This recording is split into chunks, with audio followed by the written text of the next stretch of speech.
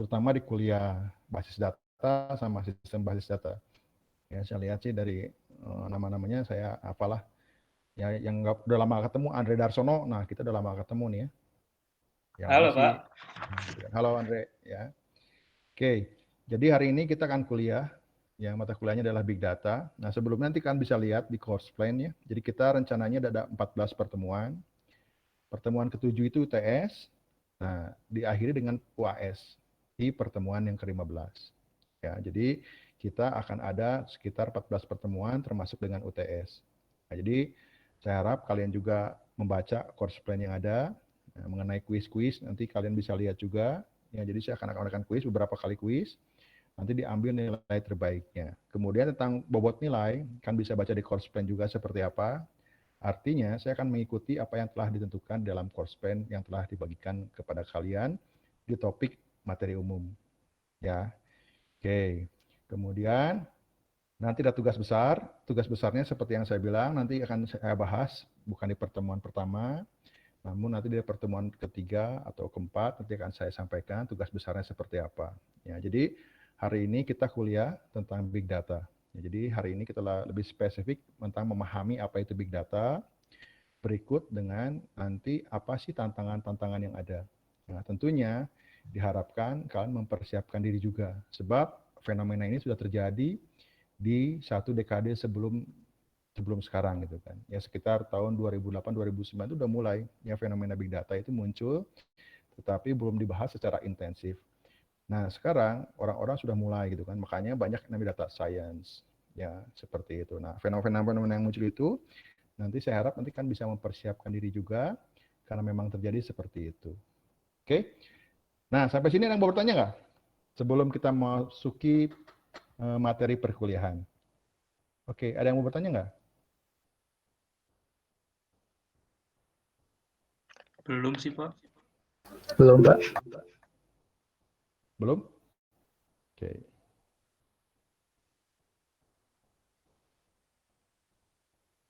Belum? Belum ada pertanyaan? Oke. Nah, sebelumnya saya akan share sebuah artikel ya di financeonline.com sebelum kita masuk ya memahami apa big data itu sendiri. Ya, jadi apa sih fenomena yang terjadi gitu kan? Terutama di tahun 2020 ini dan kedepannya seperti apa. Oke, saya akan coba men-share, kalian bisa lihat. Ya.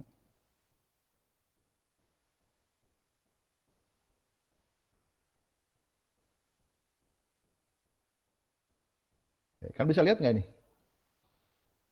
Bisa lihat ya?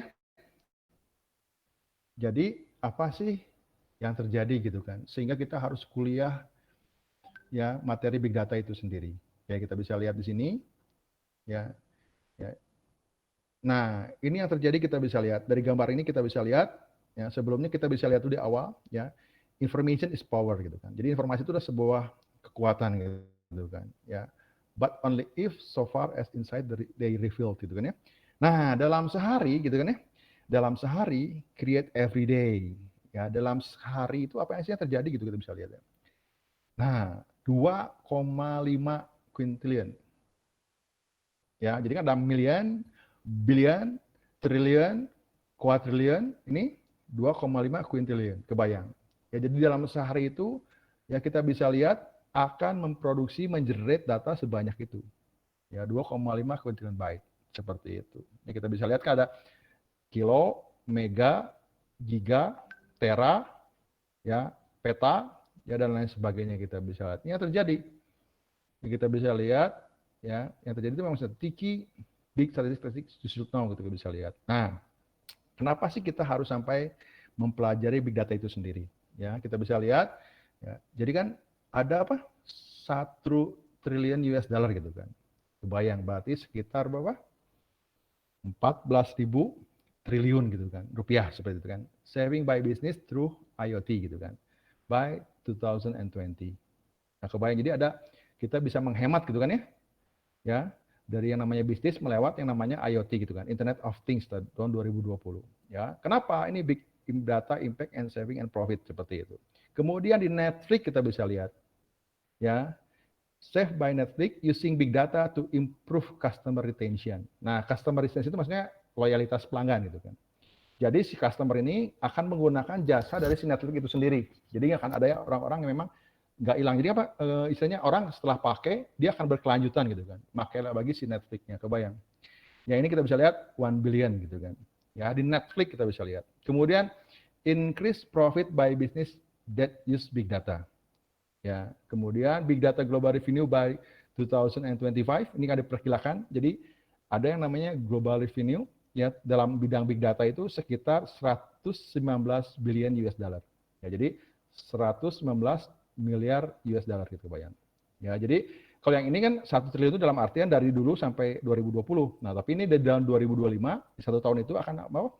Mendapat yang pendapatan global dari big data itu sekitar 119 miliar US dollar. Ya ini lebih banyak dari uangnya Bill Gates gitu kan ya. Bill Gates 100 berapa gitu kan. Kalau sama uangnya si yang punya Amazon ya, si Jeff Bezos ya pasti lebih sedikit gitu kan kita bisa lihat. Nah, yang terjadi gitu kan ya. How do business leverage big data? Jadi apa? Through some form of share analytical resources. Ya, jadi sebenarnya kita bisa lihat information is power. Tapi information is power itu kalau sebatas hanya informasi itu powernya nggak sebesar jadi sebuah yang namanya knowledge. Ya, nah untuk menjadi sebuah knowledge, informasi ini perlu diolah, dianalisis, dianalitik, jadilah sebuah yang namanya knowledge. Ya, jadi ada data, information, knowledge, wisdom, that's it seperti itu. Ini yang terjadi seperti itu kita bisa lihat. Ya, kemudian measure return on investment gitu kan ya. Nah, kan jadi apa? Oke. Terjadi namanya return on investment, berapa cepat gitu kan ya. Si investment itu akan kembali seperti 80%, drive growth using analytic, ya, implement predictive analytic capabilities. Nah, ini terjadi seperti itu. Akan jadi peningkatan-peningkatan terutama yang berhubungan dengan dunia bisnis. Ya, seperti itu, ya. Kemudian nanti di ketiga adalah top benefit of data analytics. Jadi ada ya beberapa keuntungan yang memang sangat menjanjikan ya di bidang analitik data. Nah, pasti dengan big data tentunya faster innovation cycles. Ya, jadi mempercepat proses apa? Inovasi. Kenapa? Karena kita mempunyai yang namanya sebuah data yang banyak, big data, kita analitik, jadilah sebuah pengetahuan, dengan faktor kita bisa sebuah ide baru gitu kan. Melahirkan inovasi-inovasi baru yang menghasilkan 20% lebih cepat gitu kan ya. Improve business efficiencies. Ya, jadi apa? Meningkatkan efisiensi di bidang bisnis. Ya, kita bisa lihat tujuannya apa. Oke, dengan yang namanya efisiensi meningkat, artinya margin kita semakin besar keuntungannya. Ya, kemudian more effective R&D, research and development. Ya, kenapa? Ya, baik lagi karena menggunakan data analitik. Ya, kemudian yang terakhir adalah better product and services. Ya, better product and services, terjadinya peningkatan produk dan layanan jasa ya sebesar 12%. Ini yang terjadi. Ya, kita bisa lihat kalau di sini, karena ada sangat banyak, nanti kan tinggal baca, ini yang terjadi gitu kan, kebayang. Ya, big data and business analytics solution worldwide revenues. Ya, diproyeksikan sekitar berapa? Di tahun 2019 udah lewat 189 gitu kan ya, 129 apa? Miliar US dollar. Ya, billions kan ya? Miliar seperti itu ya, seperti itu. Oke, di tahun 2022 akan terjadi peningkatan menuju 274 miliar US dollar. Nah, jadi akan terjadi peningkatan yang cukup signifikan di 2 tahun ke depan, kebayang. Ya, nah ini yang terjadi, ini luar biasa, kita bisa lihat fenomena-fenomena yang ada. Ini dari sisi bisnis. Untungnya apa? Ya baik lagi, kalau yang namanya big data, kalau nggak jadikan bisnis, ya gimana dapat profitnya seperti itu. Ini kan tinggal baca seperti itu. Oke, sampai sini cerita sedikit ya, seperti itu. Oke. Nah, itu yang terjadi ya, fenomena-fenomena yang terjadi kita bisa lihat di bidang yang namanya kenapa sih kita harus belajar big data itu sendiri. Ya, seperti itu. Oke, sampai sini yang mau bertanya nggak? Halo. Nggak, Pak. Belum, Ada yang Pak. bertanya nggak? Belum, Pak. Oke, kalau belum.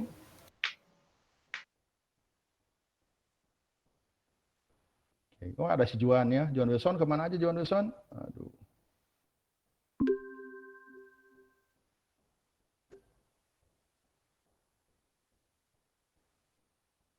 Ya, saya akan coba, saya pindah.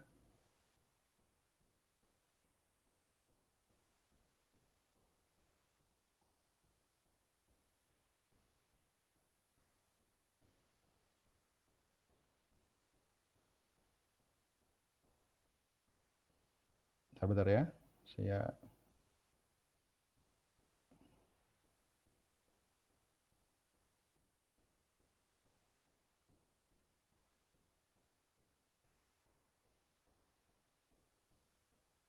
buka dulu.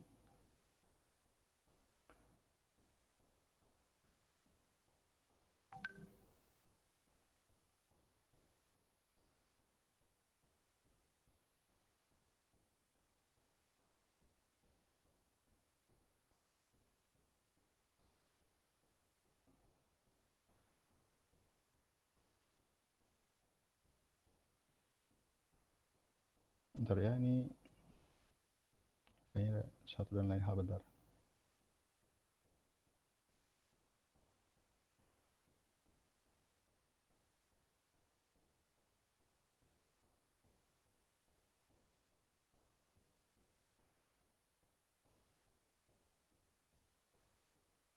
Oke, sudah muncul nggak di layar kalian? Udah Pak, udah. Sudah Pak. Sudah, Pak. Udah muncul. Oke. Nah, kalau udah muncul, kita akan, bentar ya.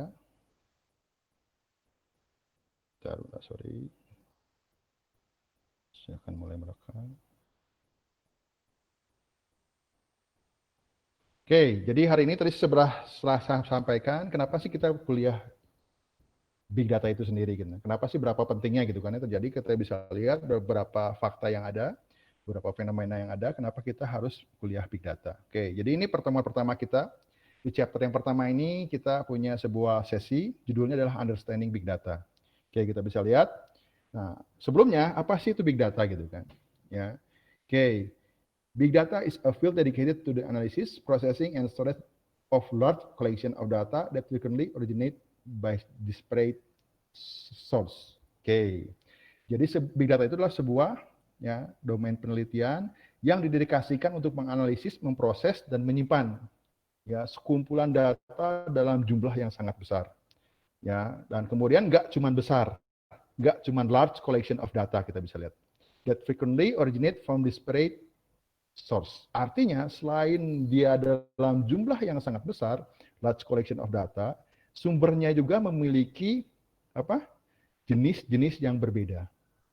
Nah, kalau orang awam melihat istilah big data, oh big data, data big, oh berarti datanya besar, selesai. Nah, enggak sesederhana itu. Ya, jadi selain large collection of data, tapi disparate source. Artinya sumbernya datang dari beberapa sumber yang berbeda.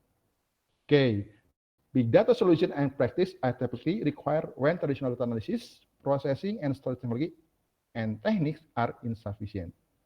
Artinya apa? Kenapa sih kita harus sampai membutuhkan big data? Tadi dibilang di awal, ya big data itu untuk memproses large collection of data, data yang memiliki ya jumlah yang sangat besar. Kemudian dia datang dari source-source yang berbeda. Ketika data dari source-source yang berbeda memiliki jenis-jenis yang berbeda. Oke, nah kenapa sampai butuh big data? Ini yang terjadi fenomena-fenomena yang tadi dalam sehari ya akan terjadi penambahan data sebesar 2,5 quintillion ya Pak byte Heri, of data. Pak Heri. Ya. Sorry Ya. Pak, kayaknya full screen-nya nggak kelihatan Pak, full screen PPT-nya. Oh, full screen-nya kelihatan. Mungkin share screen-nya Oh. salah kayaknya Pak. Itu ya. Oke, bentar ya. Ya, Bentar ya. ya. Terima kasih Pak. Thank you udah diingetin ya. Seperti itu.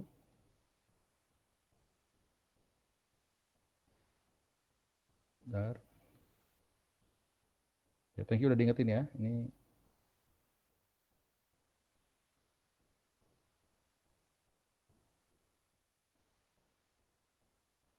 sekarang udah muncul belum? Joshua. Anjaya. Oh iya Pak, udah. Oke. Jadi seperti ini ya. Kita bisa lihat. Jadi baik lagi, big data adalah sebuah area penelitian yang didedikasikan untuk menganalisis, memproses, dan menyimpan data dalam jumlah yang sangat besar. Yang datang dari beberapa sumber yang berbeda gitu kan ya. That frequently originate from disparate source. Kemudian kita bisa lihat, ya big data solution and practice are typically require when traditional data analysis, processing, and storage technology and techniques are insufficient. Maksudnya, pendekatan tradisional dalam menganalisis, memproses, dan menyimpan data itu sudah tidak bisa mengakomodir itu lagi. Kenapa?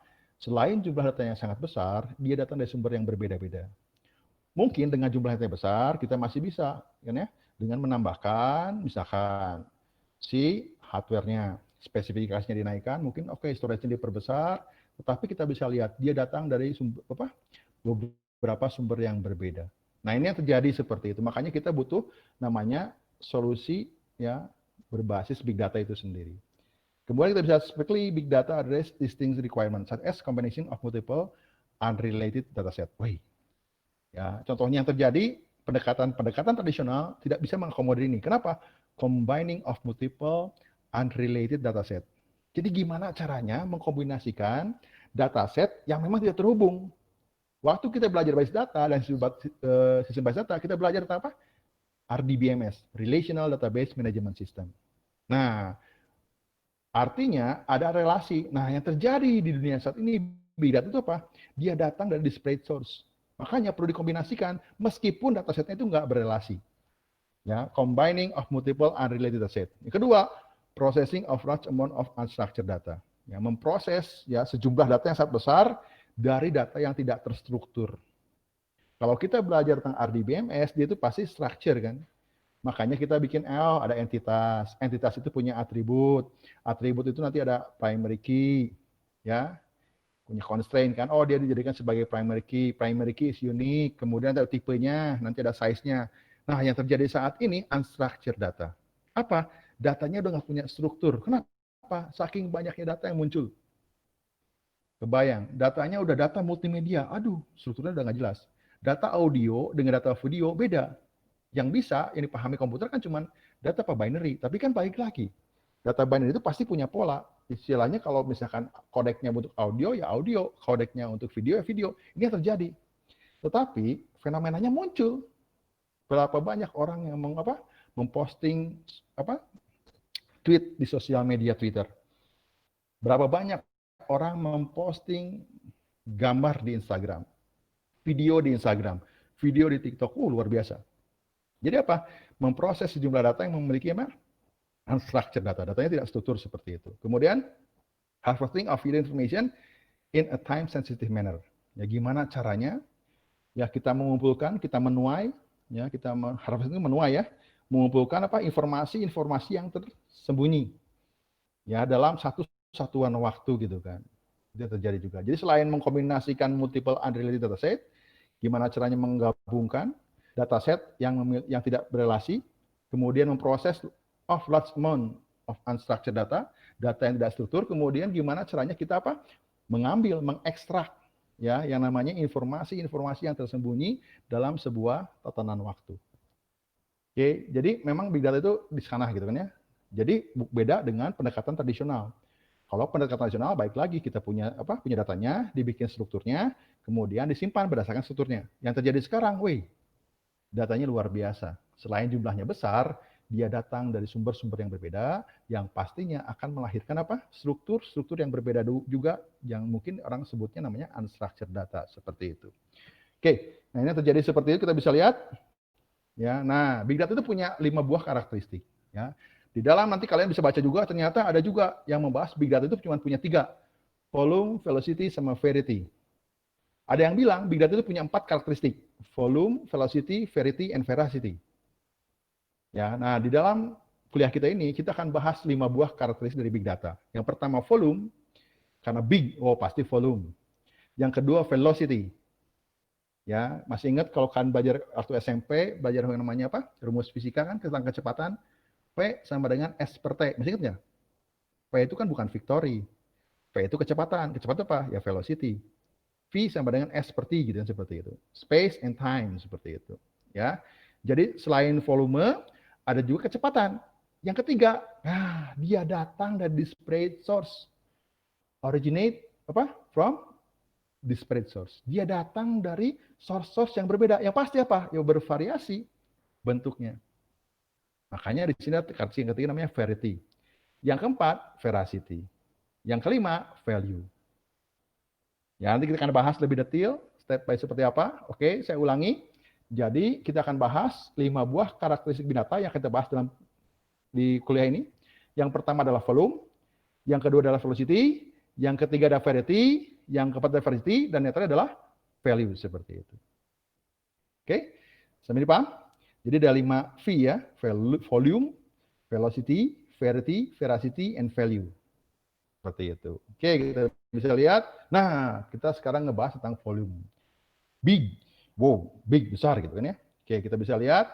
Jadi kalau misalkan kita kalian pernah ngalamin lah ya, nonton lewat DVD gitu kan. Ya. Jadi kalau ada 5 juta DVD itu sama dengan 2,5 exabyte. Peta, exa sebelumnya, quintillion. Ingat kan maksudnya? Quintillion itu kan di 2,5 exabyte kan, kilo, mega, giga, tera, peta, exa seperti itu. Ya, nah ini yang dihasilkan dalam sehari kebayang. 5 billion DVD equal to 2.5 exabytes.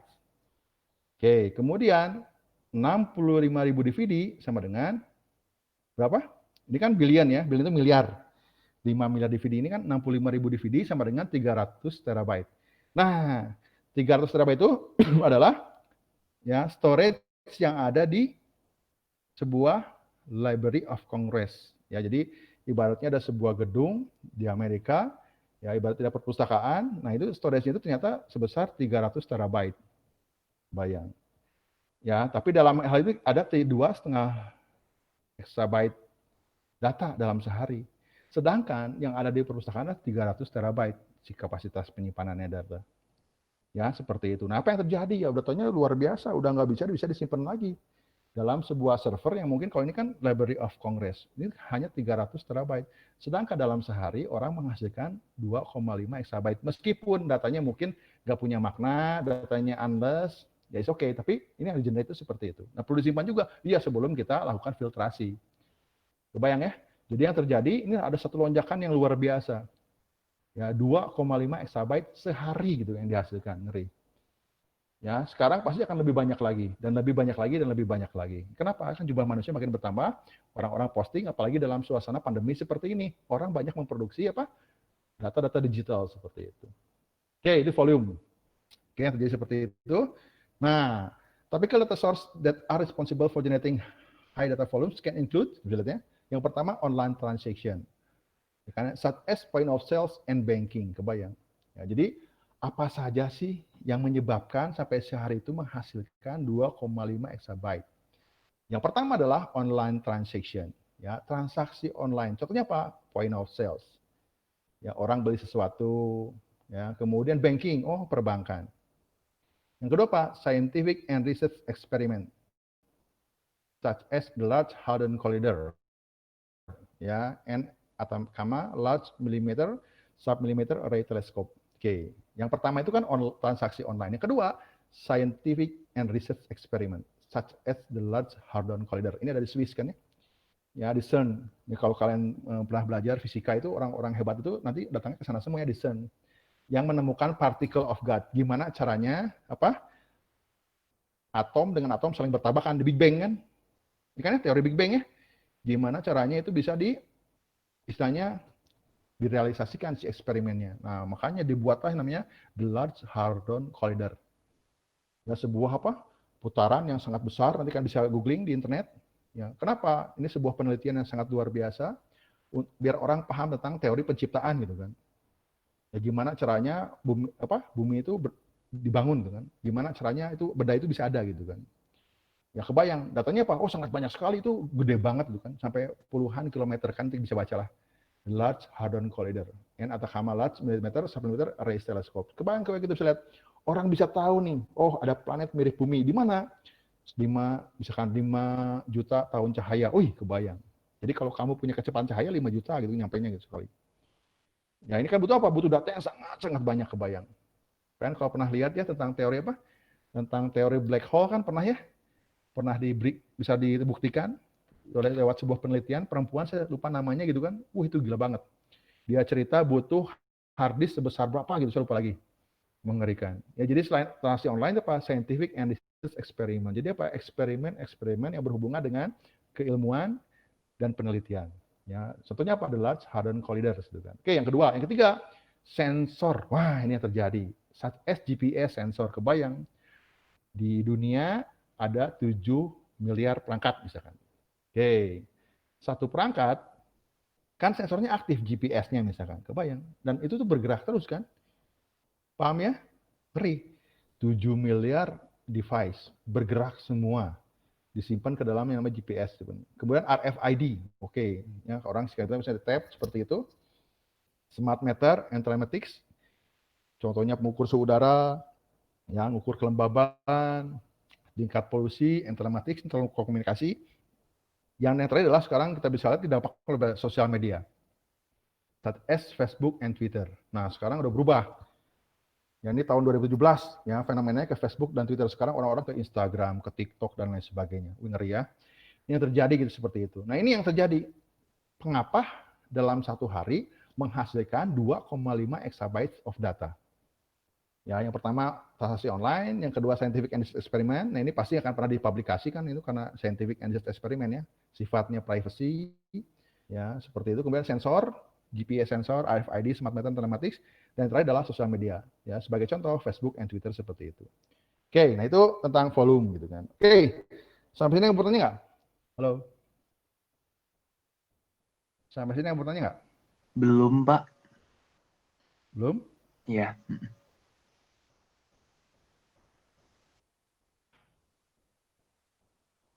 Oke, kalau belum kita lanjut. Oke, kalau belum kita lanjut. Ya. Oke, ini tentang volume gitu kita bisa lihat. Oke.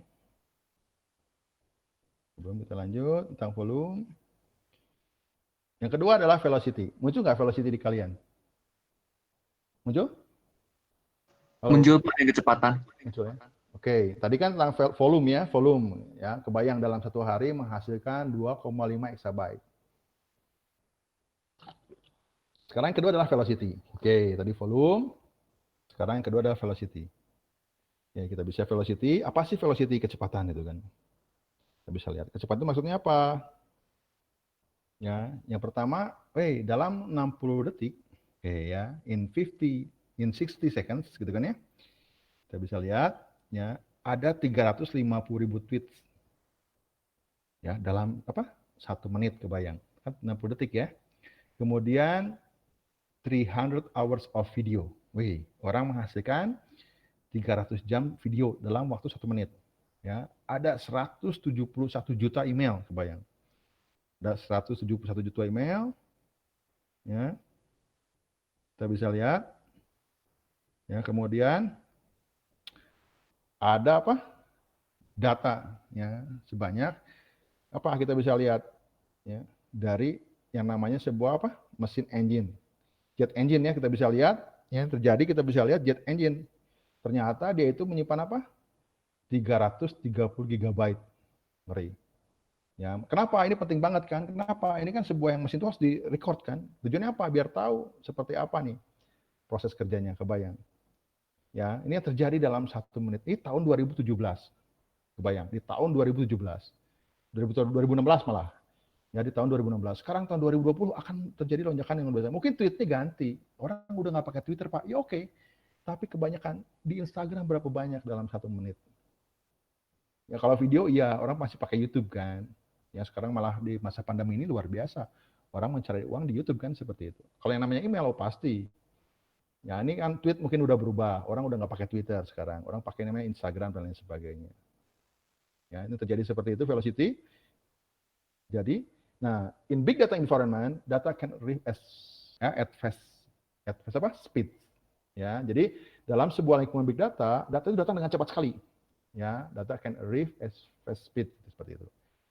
And an enormous data set can accumulate within very short period of time. Selain dia cepat, dia itu apa? Harus diakumulasi dalam satu satuan waktu yang sangat pendek.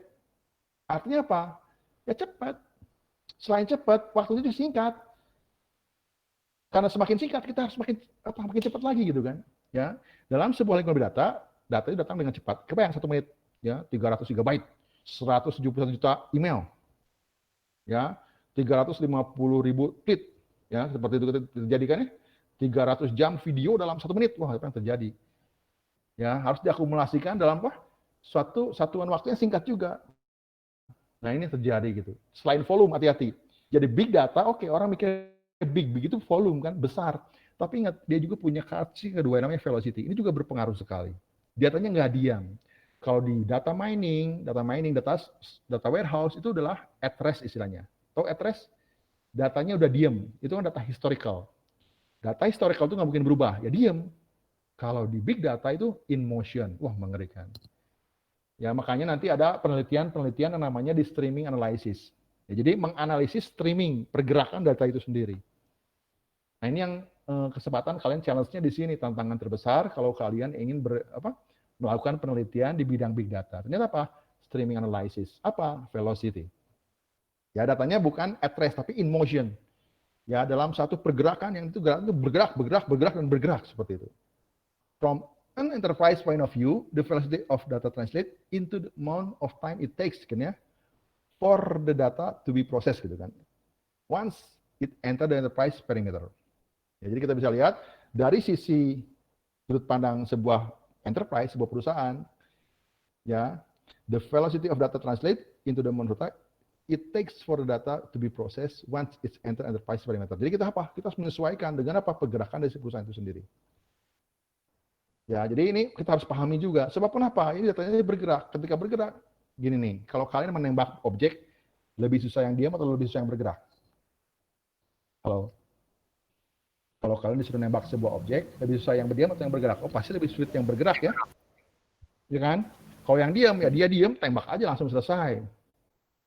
Nah, tapi ini bergerak. Nah, sama ini juga. Nah, bergeraknya tergantung juga seberapa cepat pergerakan itu bergerak. Nah, di sini apa? Ya, to be processed when it's enter the enterprise perimeter. Jadi ada sebuah batasan-batasan dari si perusahaan itu sendiri. Coping with the fast inflow of data requires the enterprise to design highly elastic and available data processing solution and corresponding data storage capabilities. Nah, baik lagi. Jadi untuk melihat ini diperlukan ya sebuah perusahaan itu untuk mendesain highly elastic and available data processing solution.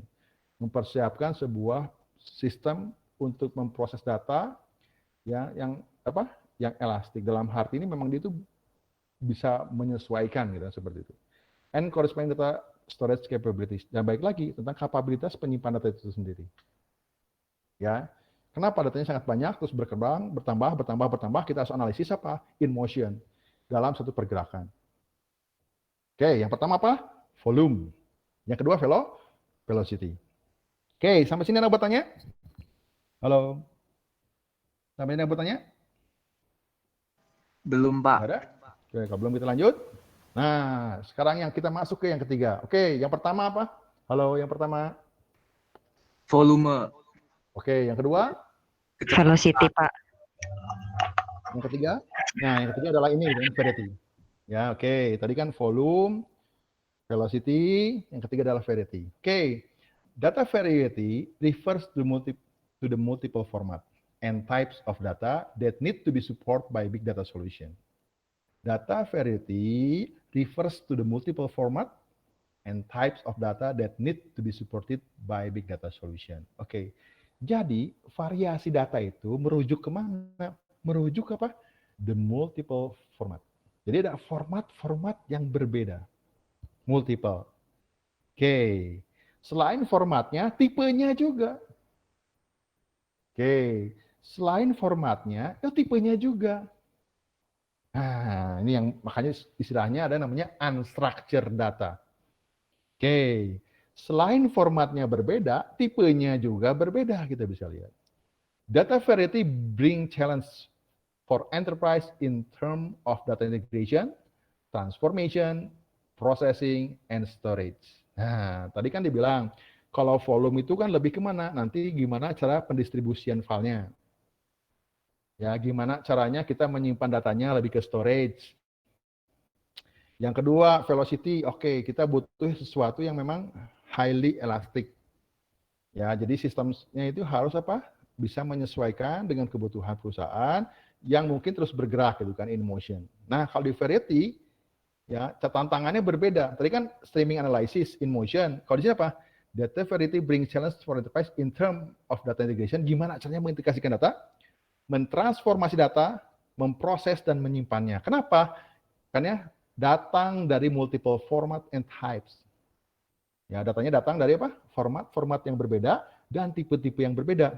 Nanti kita bisa lihat di gambar 1.14, dia menggambar apa? Figure 1.14 provide a visual representation of data variety. Ya, nanti kita bisa lihat di gambar 1.14 itu akan merepresentasikan, akan memperlihatkan secara visual ya apa sih yang namanya data variety itu sendiri, which include structured data in the form of financial transaction. Ya, jadi dia itu ya datanya itu nggak cuman apa unstructured, tapi juga ada structured data, semi-structured, and unstructured data. Nanti kita bisa lihat di sini. Nah, contohnya. Nah, ini structured data. Oke, ini structured data. Structured data, contohnya apa? Kita udah belajar RDBMS. Relational Database Management System. Dibuatlah entitas. Entitas nanti dikonversi menjadi relasi. Relasi nanti diimplementasikan jadi sebuah tabel. Paham ya? Nah, ini kan lebih ke structure data. Structure data kita bisa lihat. Structure data, kemudian masuk ke sini. Apa ini? Unstructured textual data, image file, video, audio. Aduh, udah beda-beda formatnya. Tipenya juga beda. Video sama audio beda. Gambar beda. Kemudian apa? Textual data. Contohnya apa? PDF, ya, dokumen, paham ya? Dan lain sebagainya. Nah, datang juga yang namanya semi-structure. Oke, yang pertama structure data, pernah kita pelajari sebelumnya. Yang kedua unstructured data, tekstual, image, video, and audio. Yang ketiga adalah semi-structure. XML, JSON, and sensor data. Nah, kemudian ada juga metadata, data of data. Contohnya kalau kalian memutar file-file MP3, nanti juga ada kan ya artisnya, albumnya, judulnya, liriknya, itu metadata ya, data of data. Oke, jadi metadata adalah data of data. Oke, jadi structured data, unstructured data, semi-structured data, sama metadata. Nah, ini yang terjadi. Kebayang. Ya. Yang terjadi seperti ini. Datanya datang dari structured data, oke, unstructured data, semi-structured, sama metadata. Oke. Di gambar ini, ada yang mau ditanyakan nggak, anak-anak? Anak-anak? Belum, mau Pak, nanya, belum, Pak. Oke, mau nanya gimana? Coba, silakan. Kita nggak kebayang buat yang sensor data ya. Sensor data. Jadi gini, sensor data yang paling mudah itu apa? Oke, Internet of Things. Oke, contohnya misalkan BMKG memasang apa? Sensor di laut tentang nih namanya tsunami. Ya, jadi gimana caranya kita mendeteksi tsunami gitu kan? Paham? Nah, disimpan sensornya di laut. Nah, disimpan dia di latitude, longitude, koordinatnya di berapa. Nah, nanti dia kan menghasilkan data kan, mengirim terus kan, ya nggak? Ya, ketika mengirim formatnya pasti semi structure. Jadi artinya si formatnya dibuat format standarnya gitu kan. Nah, tetapi datanya bukan data terstruktur, tapi lebih ke semi structure. Tergantung dari si perangkat-perangkat itu sendiri. Paham? Paham? Paham ya? Oke dulu deh. Oke, seperti itu. Ya, contohnya apa? Misalkan kayak gini. Ya, sensor itu apa? Contohnya kita kan suhu udara, kelembaban, ya, kemudian ketinggian, ya, kemudian kalau kita naik pesawat itu kan pasti ada sensor-sensornya ya, iya nggak? Itu harus dikirim nggak ke pusat, ke servernya? Dikirim dong.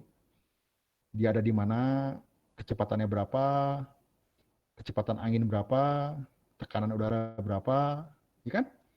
Nah, si sensor-sensornya nanti dikirim kan, sedemikian rupa, disimpan nanti ke dalam sebuah server, pasti formatnya itu nggak structure, tapi semi-structure. Ya, dibikinlah sebuah format mirip seperti XML atau JSON, JavaScript Object Notation, atau Extended Markup Language seperti itu. Ya, oke. Benedik? Gimana Benedik? Oke Pak. Soalnya saya tuh penasarannya sensor data ini kan kayak kalau di Kaggle kan udah ada macam-macam nih Pak. Tapi saya nggak pernah baca sensor data setnya gitu. Jadi saya nggak kebayang apa gitu Nah, isi. biasanya kalau di Kaggle itu udah datanya. Sensornya Hmm. itu akan dibahas. Oh, oke. Misalkan kamu punya sebuah area pertanian, kalau nggak peternakan lah. Ya, kapan saatnya kamu memberi makan yang paling tepat? Biasanya itu ada tekniknya. Kalau orang kita per jam, betul nggak? Nanti kasih makan jam 6 pagi, jam 12 siang, sama jam 6 sore, misalkan seperti itu. Tetapi lewat sebuah penelitian, ternyata memberi makan itu yang paling benar itu ketika apa? Ternak kita lapar. Ketika ternak kita lapar, itu diproses, ya, kemudian nanti bisa apa? Makanan itu diserap lebih baik ketika orang lapar, ketika si ternaknya lapar. Nah, lapar ini kan susah kan? Kalau ternak nggak mungkin ngomong, saya lapar. Nggak mungkin kan? Tapi ada indikator-indikatornya. Misalkan apa? Suhunya naik. Oke, misalkan kita pelihara ikan. Ya, jadi ikan lapar itu ketika suhu udara di permukaan itu naik. Itu butuh sensor nggak? Termometer. Butuh. Perlu ya. Nah, si itu ngirim terus nggak? Terus gitu. Ngirim terus kan?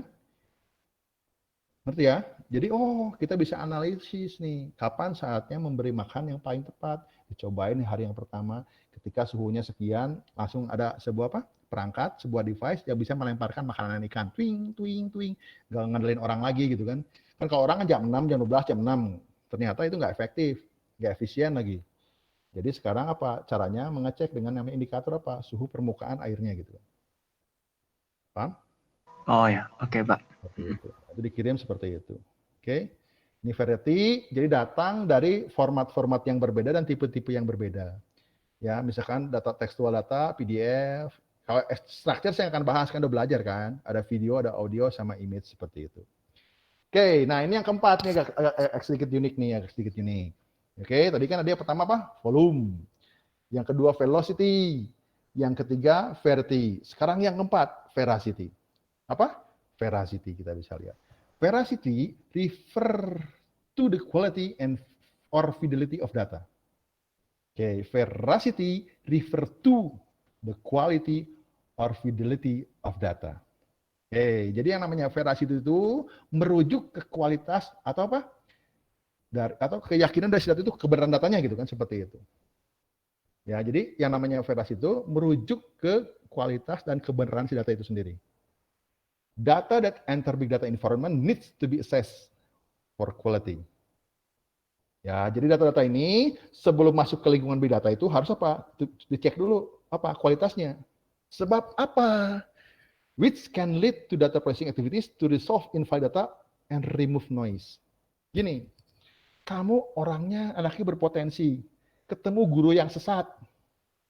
Kenapa? Yang diajarin lah noise. Nanti kamu jadi pinter nggak? Pinter apa? Pinter sesat.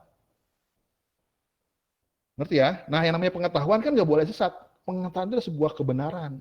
Nah, makanya pada saat sebelum masuk ke big data informant, kita harus assessment. Kita harus yakinkan kualitas data itu seperti apa. Tujuannya apa? Meresolve invalid data. Memperbaiki data-data yang invalid dan membuang yang namanya noise. Yang namanya noise ngapain diproses? Paham? Jadi apa? Memperbaiki data-data yang invalid dan menghilangkan noise gitu kan. Ya, apa? Dan menghilangkan noise. In relation to veracity, data can be part of of the signal or noise of a dataset. Ya, jadi apa? Baik lagi, yang namanya data itu nggak selamanya sempurna. Pasti ada informasi atau noise dalam sebuah dataset. Ya, nah si noise is data that cannot be convert gitu kan into information and thus has no value. Kalau yang namanya noise itu nggak punya nilai. Kalau nggak punya nilai, ngapain kita konversi jadi informasi? Tetapi pada kenyataannya, data itu selalu bergabung dengan noise. Makanya di dalam sebuah big data itu ada sebuah karakteristik namanya veracity. Untuk menghasilkan sebuah sesuatu yang knowledge yang hebat, kita butuh tahu apa? Kualitasnya kita harus tahu, kebenaran harus tahu. Ya, whereas signal have value and lead to meaningful information. Ya, jadi si sinyal ini harus punya nilai dan memang nanti akan menghasilkan informasi-informasi yang bermakna. Tujuan apa? Balik lagi. Kalau kamu pengen tahu yang kebenaran, datanglah ke orang-orang yang punya pengetahuan. Yang namanya pengetahuan, ini harus tahu ini benar, ini salah. Ini data, ini noise. Kalau nggak bisa bedain, celaka. Diajarnya kebenaran terus. Tapi tanpa tahu yang salah itu seperti apa. Bahaya nggak? Halo? Kalian diajarin cara yang benar terus. Tapi kalian nggak tahu yang salah. Bahaya nggak? Kan yang namanya kenyataannya kan nggak selamanya benar. Siapa tahu kalian terjerumus ke dalam satu yang salah. Oh, tahu ini salah. Kalau tidak salah, gua harus hindari. Dibuanglah kesalahannya. Kalau kamu nggak pernah belajar yang salah, celaka. Tapi balik lagi, untuk menghasilkan sebuah pengetahuan, kamu harus dapat data yang benar. Nah, sebelumnya ya pisahin dulu yang salahnya, gitu kan. Biar tahu ini salah, ini salah, ini salah. Ya, untuk menghasilkan apa? Lead to meaningful information, menghasilkan informasi yang bermakna. Data with a high signal to noise ratio has more veracity than data with a lower ratio. Jadi, untuk ngecek veracity itu ada ukurannya apa? SNR. Signal to noise ratio. Semakin tinggi, semakin bagus kualitas dan kebenaran datanya. Semakin rendah, semakin jelek kualitas dan kebenarannya. Ya, jadi namanya apa? High signal to noise ratio. Jadi apa? SNR-nya harus tinggi untuk mengukur apa? Si veracity itu sendiri. Oke, sampai sini. Ada yang bertanya? Halo? Halo? Bisa tolong kasih contoh apa contohnya noise itu? Nah, misalkan gini. Nah, misalkan kita akan mengolah apa? Tweet ya. Ya, jadi orang ngepost tweet kan di Twitter kan, paham? Contoh noise ini gini, kata N, de, itu noise bukan? N, Noise kok, noise. noise kenapa? Punya makna nggak itu? Enggak. Enggak kan?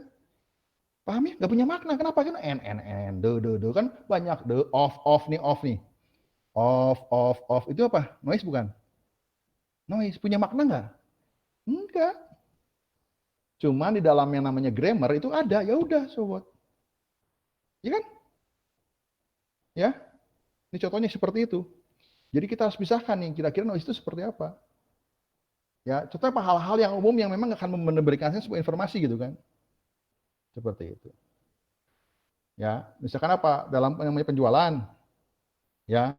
Di dalam penjualan ya, ada nomor apa? Nomor transaksinya. Itu bisa jadi noise nggak? Bisa. Kenapa? Karena kan kita mau apa?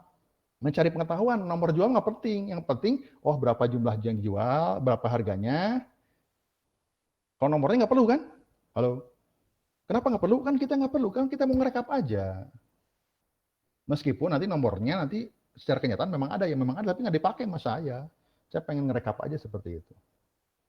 Oke, sampai ini paham? Halo? Paham. Oke, ini veracity. Jadi yang pertama apa? Volume. Yang kedua? Halo? Velocity. Velocity. Yang ketiga?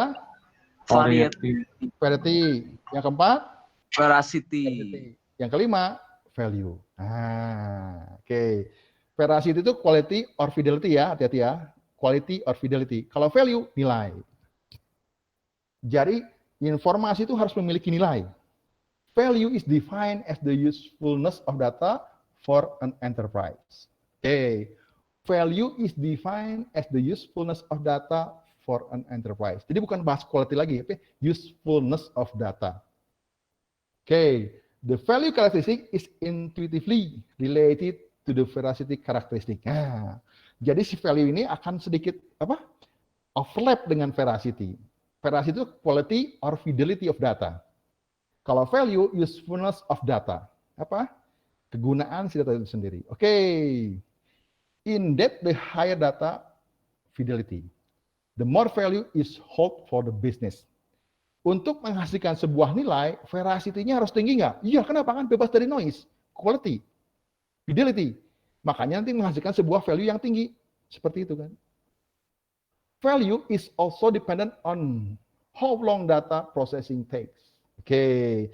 Selain veracity, dia juga bergantung. Value is also dependent on how long data processing takes. Because analytic result have a shelf life. For example, a 20-minute delay stock quotes has little to no value. Ya, has little to no value, kan ya. For making a trade compared to a quote that is 20 millisecond old. Gini, contohnya, di sini jelaskan ya. Jadi value itu nggak tergantung si veracity aja, tapi apa? Also dependent on how long data processing takes. Berapa lama data ini diproses. Ya, contohnya, misalkan kita apa? Akan menganalisis harga saham. Ya, 20 menit sama 20 millisecond itu jauh sekali nggak bedanya? Jauh. Kalau bisa aja ternyata, Pak, jadi proses 20 menit lagi. Harganya udah keburu pisah, keburu pindah. Sedangkan saya mau jual 1 detik lagi nih. Ngerti nggak? Contohnya gini, lebih gampang. Misalkan nih, saya tanya, Jason, tahu nggak nomor telepon Juan gitu kan? Saat ini ya. Oke, bentar Pak, saya cari gitu kan. Oke. Tungguin 30 menit, nggak datang-datang. Oke, kemudian saya tanya, siapa? Ke si Kenji. Kenji, tahu nggak nomor telepon Juan? Setelah 30 menit ya. Oke, saya tahu Pak. Dikasih 1 menit sama kamu. Oh, saya tahu nomor telepon Juan. Oke, kemudian 30 menit kemudian Jason datang ke saya. Informasi dari Jason punya nilai nggak? Halo? Enggak, Pak. Halo? Enggak. Kenapa enggak? Saya udah tahu. Dari siapa? Dari Kenji. 30 di menit ke 31. Sedangkan Jason ngasih tahu ke saya di 60 menit. Paham maksudnya? Ketika di menit 31, nomor telepon Juan itu udah nggak penting buat saya, karena saya udah tahu gitu. Paham nggak? Tapi dia punya kualitas data. Iya, dia datanya berkualitas, tapi nggak punya nilai gitu. Paham nggak? Paham. Paham ya? Jadi saya kan nanya ke Jason, nomor telepon Juan berapa? Tunggu Pak, 30 menit. Oke. Setelah saya tunggu 30 menit, nggak ada jawaban. Kemudian saya nanya lagi, ke siapa? Ke Kenji. Kenji, nomor telepon Juan berapa? Bla bla bla. Di menit ke 31. 30 menit kemudian, berarti kan menit ke 60 ya. Jason datang ke saya, Pak, ini nomor telepon Juan. Nomor telepon Juan dari Jason itu bernilai nggak buat saya? Enggak, karena saya udah tahu di menit ke 31 dari siapa? Dari Kenji gitu kan. Meskipun datanya memang benar, iya, berkualitas, iya, tapi nggak punya nilai buat saya. Kenapa? Saya udah tahu di menit ke 31. Ngapain dikasih tahu lagi di menit ke 60? Paham maksudnya? Halo? Paham. Ya, ngerti ya? Paham, Pak. Jadi si karakter ini nggak cuma veracity aja, enggak. Tapi apa? Tergantung juga berapa lama datanya diproses. Semakin cepat, wah semakin bernilai. Big data, hati-hati nih. Ini suka dilupakan oleh beberapa ya buku yang menceritakan itu gitu kan. Ternyata value itu berpenting. Kenapa? Percuma kamu punya pengetahuan yang besar, tapi kamu telat ngasih tahunya, ya nggak? Ih, gue tahu nih, kalau ke gunung ini pasti gini. Kamu kasih tahunya setelah dia tersesat, percuma nggak? Ya percuma, dia tersesat, lu kasih tahu, udah kesesat. Dia nggak tahu jalannya kemana. Paham? Halo? Paham? Paham ya? Oke, kita bisa lihat, ini ada perbandingannya, ya, grafiknya. Jadi semakin tinggi nilai veracity-nya, semakin tinggi juga value-nya. Oke. Semakin tinggi value-nya, semakin tinggi veracity-nya. Ini kan linear. Tetapi ini akan terjadi apa? Oh, dia itu akan terjadi penurunan yang drastis. Oke, nilainya tinggi ketika TO itu time ya. Time 0, time 1, time 2. Ini kan time-nya gitu kan. Ini kan time domain. Semakin lama, semakin nggak bernilai dia. Semakin cepat, semakin bernilai tinggi. Jadi, si value itu memang bergantung ke veracity, tapi dia juga bergantung ke time. Dia value-nya tinggi, tapi lama diprosesnya, jadi nggak bernilai. Padahal secara veracity ya sama, dia itu berkualitas datanya. Gitu kan. Paham? Halo? Paham. Paham, Pak. Ada yang bertanya nggak sampai sini? Ini kayaknya slide terakhir nih. Ya, silahkan. Mau nanya yang maksudnya time sama value, berarti ini waktu pengajiannya atau gimana? Ya, yang betul. grafik. Jadi yang grafik yang ini ya. Iya. Ya. Berarti waktunya itu memang Harus cepat. Kalau waktunya kelamaan, nanti jadi nggak bernilai dia. Ngerti ya? Oke, Pak. Kalau cepat, ya bernilai seperti itu. Oke? Oke, Pak. Pak?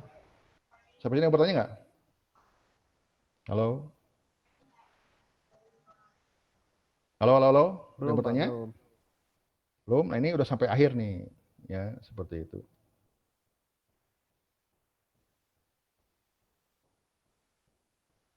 Oke, sampai sini ada yang mau bertanya nggak? Halo? Udah enggak sih, Pak. Oke, ini kan baru pertemuan pertama, jadi harus tahu ya. Jadi ada 5 karakteristik, apa aja?